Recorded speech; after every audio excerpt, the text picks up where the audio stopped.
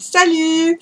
Alors, je reviens vers vous pour faire une petite chronique vidéo sur une lecture que j'ai finie il y a déjà quelques jours. Euh, voilà, c'est le troisième tome de la saga Mercy Thompson, donc de Marcia Bridge. Ça s'appelle Le baiser du fer. Euh, je vous ai parlé du tome 2 il y a très peu de temps et j'ai choisi de ne pas attendre trop longtemps, sachant que j'avais déjà voilà, celui-ci dans ma palle. Voilà une lecture qui m'a mis en mode marsupilami comme ça pendant très longtemps avec un pauvre sourire banane scotché sur la tronche. Enfin voilà pendant un petit moment. C'est le meilleur. C'est le meilleur, c'est le best. Je suis trop. On me l'avait dit, mais bon, je me suis dit oui, pourquoi, ouais, peut-être. Puis de toute façon, on aime merci ou on n'aime pas, et donc moi je sais déjà plutôt une joie d'y aller, donc je me disais bon. Et puis oui, je confirme, il est méchamment meilleur. Avant que je lise le tome 4, on sait jamais, ça peut peut-être être encore mieux. Donc, que je vous explique un peu, puisque je crois pas que la dernière fois, je vous ai vraiment expliqué le concept de la saga Mercy Thompson. Donc là, on est au tome 3, je vais vous montrer un peu les nuances qu'il peut y avoir entre les différents volumes, sans trop vous spoiler, et puis essayer de voir avec vous ce qui m'a fait palpiter à ce point dans ce troisième volet des aventures de Mercy. Mercy Thompson, donc de son vrai prénom Mercedes, est en fait une jeune femme indépendante qui est mécanicienne, garagiste, elle fait un garage Volkswagen. Je ne sais plus trop quel contrée des États-Unis, il me semble que ce serait plutôt quelque chose aux alentours du Texas, parce que j'ai gardé une image assez désertique et sèche et aride de cet environnement-là. Et donc, bon, bien sûr, vous vous en doutez, c'est pas une nana comme les autres, c'est ce qu'on appelle une changeuse. C'est, voilà, elle a des origines amérindiennes qui coulent dans son sang, et elle a la capacité de passer en forme coyote.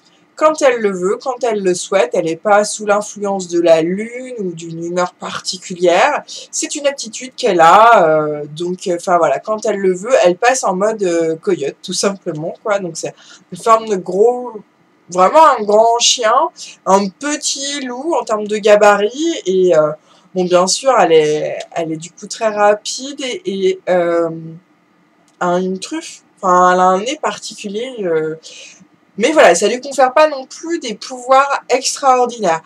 Elle se considère même elle-même comme plutôt inférieure, et ça se comprend parce qu'en fait, quand sa maman a découvert sa nature, elle l'a confiée à une meute de loups-garous. Pas n'importe laquelle, bien sûr, la maman a été très avisée. Elle l'a confiée au, au Maroc. Et pas comme le pays, mais ça se prononce pareil, j'ai l'impression. Donc, qui est le big alpha de tous les alphas, de tous les loups-garous des États-Unis. C'est le big patron. Donc, c'est sa petite meute. Donc, dans le Montana, voilà, où Mercy, en fait, a grandi. Et donc, voilà, elle a évolué avec tout un tas de loups.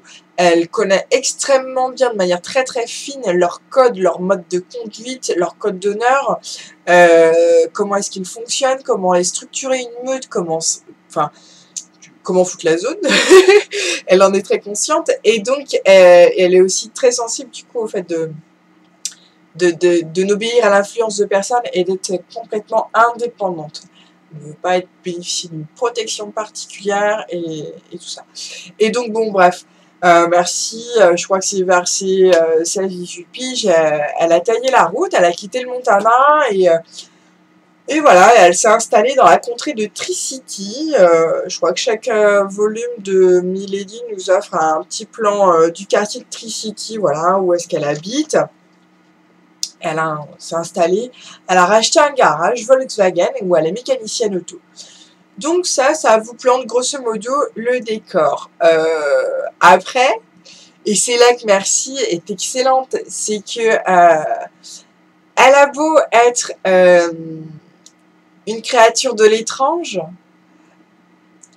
qui veut être complètement indépendante et qui en plus est quasiment unique parce que enfin jusqu'ici on nous raconte pas qu'elle a rencontré d'autres changeurs comme elle. Elle est la seule de son espèce et pourtant à chaque volume, chaque volet, chaque intrigue, elle trouve le moyen de se foutre dans un pétrin pas possible de manière relativement sensée, c'est-à-dire que c'est pas quelqu'un à qui oh mon Dieu, comment j'ai fait pour me retrouver dans une situation comme celle-là? Non, non, elle est extrêmement fine et précise. Elle sait très bien là où elle met les pieds et éventuellement les conséquences, en tout cas les enjeux qui peuvent en ressortir. Parfois, elle ne mesure peut-être pas tout, mais elle sent, elle perçoit ça. Et pourtant, même quand les enjeux sont extrêmement énormes et risqués, très souvent, elle y va parce qu'elle est loyale.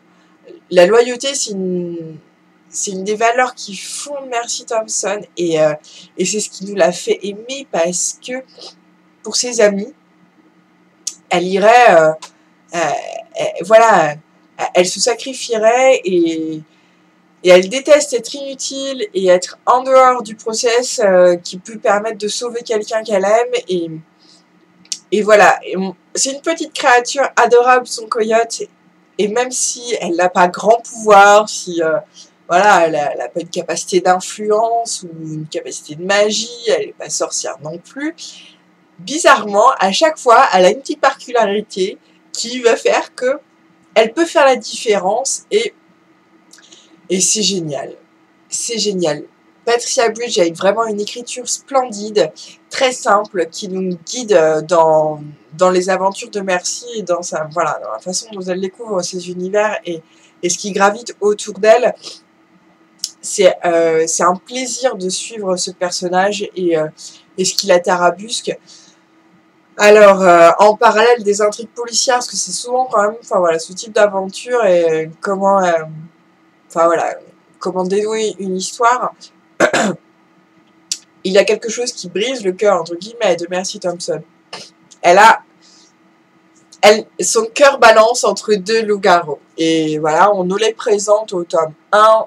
Samuel, donc, qui fait partie de la meute du Maroc, donc la meute avec laquelle elle a grandi. Donc elle a grandi aux côtés de Samuel, qui a un loup-garou extrêmement rassurant, un alpha très puissant mais très serein. Il est médecin urgentiste pour vous dire un peu l'ampleur du contrôle qu'il peut avoir sur ses sens.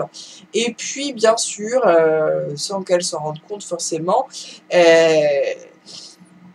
son voisin, Adam Hoffman, est l'alpha de la meute locale. Et il a des vues sur Mercy et Mercy a des vues sur lui. Et donc voilà, son cœur balance. Dans l'intrigue du deuxième tome, en fait, ces deux loups-garous-là vont faire partie des personnages que Mercy va essayer d'aider. Et dans ce troisième tome, en fait, on est catapulté au niveau de l'intrigue amoureuse. Les gens commencent à lui dire « Merci, c'est plus possible, il faut que tu fasses un choix. » Parce que,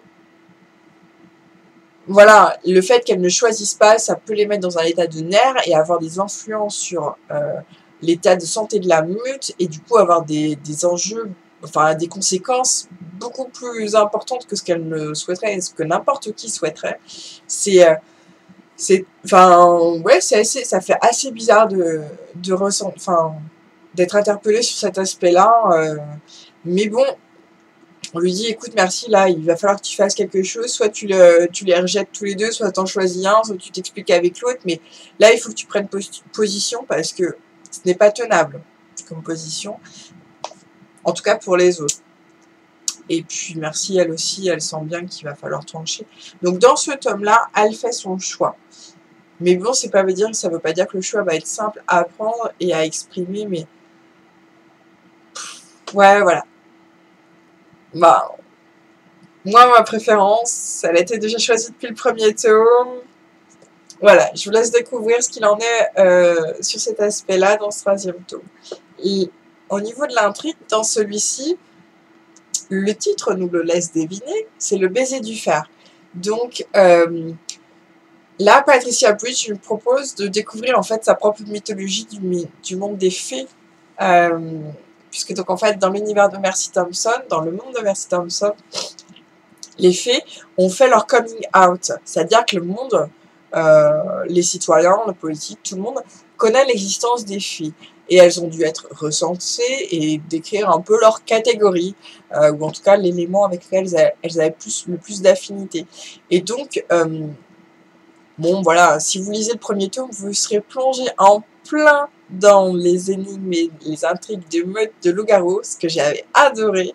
Dans le deuxième tome, on découvre un peu l'histoire un peu des l'essaim de vampires qui vit à Tricity. Et dans ce troisième tome, du coup, nous voici plongés dans l'univers des fées, puisque Mercy Thompson est amie avec un fée local, c'est Z. Je vous dis pas son nom, il a un nom à 10 syllabes absolument imprononçable pour moi, qui n'a pas du tout fait allemand, première, deuxième, 15e langue. Et donc, voilà, au tout début de l'histoire, Z lui demande de venir à la réserve, parce que donc comme pour les Amérindiens, en fait, il y a des réserves, et sous forme de coyote, pour pouvoir identifier les odeurs qui habitent certains lieux où ont lieu des crimes. Il y a eu des faits qui se sont fait tuer, 6, et donc ils veulent identifier un meurtre et un meurtrier, et donc ils proposent, en fait, ils demandent à Mercy de lui filer un coup de main, un service contre un service qu'elle avait déjà eu avant, et voilà, Mercy bien sûr, qui est prête à tout pour ses amis, enfin voilà, ça quitte de sa lettre sans trop de soucis, elle accepte avec grand plaisir d'aller à la réserve, et le truc c'est que dans les jours qui suivent, dans les 48 heures même, je crois, le meurtrier qu'elle avait pu identifier est lui-même assassiné, et l'ami qui l'avait fait rentrer voilà, à la réserve est arrêté. Ça se passe dans les premières pages du bouquin, je vous spoile pas, et donc du coup, Mercedes se retrouve déjà dans une histoire. Elle est juste au bord, hein. Elle n'est pas complètement imbriquée dedans, mais elle connaît l'existence de ces meurtres. Enfin voilà, elle sait un peu comment fonctionnent les filles et leur mode juste de justice. Et du coup, voilà, elle se dit, il faut que je fasse quelque chose. C'est mon ami et je sais comment est-ce qu'ils peuvent fonctionner. Et elle y va par loyauté enfin voilà, à ses risques et périls. Adam, Samuel sont toujours là. J'ai été emballée par cette intrigue, par cette histoire. Franchement, enfin, il y a eu un moment du livre un peu vers la moitié où j'ai ressenti un peu une baisse du rythme de l'écriture.